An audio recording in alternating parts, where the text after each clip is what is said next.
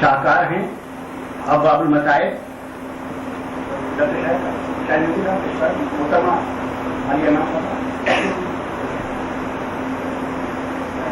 یہ ایک شبد ہیں.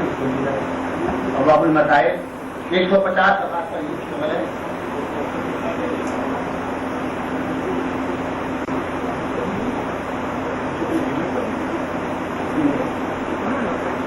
باری کرو گا.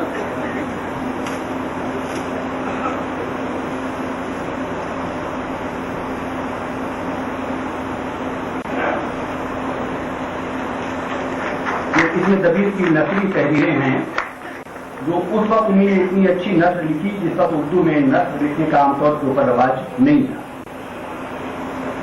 دوسری کتاب ہے مثنویات دبیر. ہم لوگ واقف زیادہ تر نہیں ہیں کہ دبیر نے مثنویاں بھی لکھی. آپ دیکھیں یہ کتاب 328 صفحات پر مشتمل ہے اور اس میں صرف دبیر کی کہی ہوئی مثنویاں ہیں. اس میں ایک وہ مثنوی بھی شامل ہے جو ابھی تک چھپی نہیں تھی, صرف اس کا مخطوطہ ہے. اس مخطوطے کی بھی فوٹو کاپی اس میں شامل ہے. تو اس طرح سے یہ ایک نیا تحقیقی اور تدبیری کارنامہ ہے مثنویات دبیر. تیسری کتاب مصحف فارسی ہے. یہ 280 صفحات پر مشتمل ہے.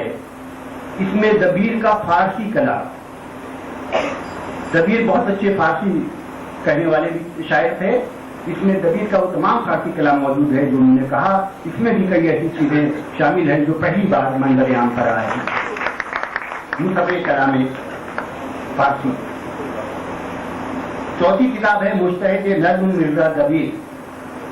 یہ دبیر کی نظموں پر مشتمل کتاب ہے.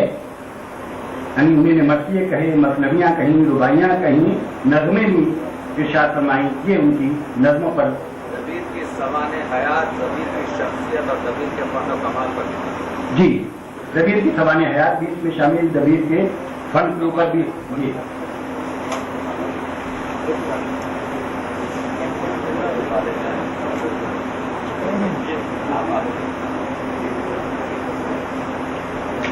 5ویں کتاب ہے جناب صالح مہر.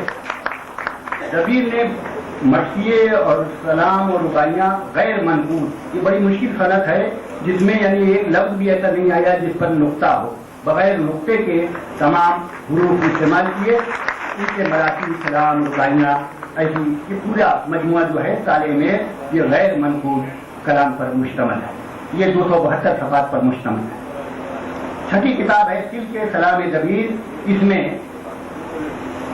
سلک سلام دبیر یہ 544 صفحات پر مشتمل ہے. اس میں دبیر کے کہے ہوئے کلام ہے. اس طرح آپ دیکھیں کہ دبیر کا کتنا زبردست قیمتی شعری سرمایہ ہے جو ابھی تک ہماری نظروں سے معدوم تھا. ہم انتہائی شکر گزار ہیں پروفیسر نارنگ صاحب کے کہ ان کے مبارک ہاتھوں سے یہ قیمتی سرمایہ آج ہمارے سامنے آ رہا ہے.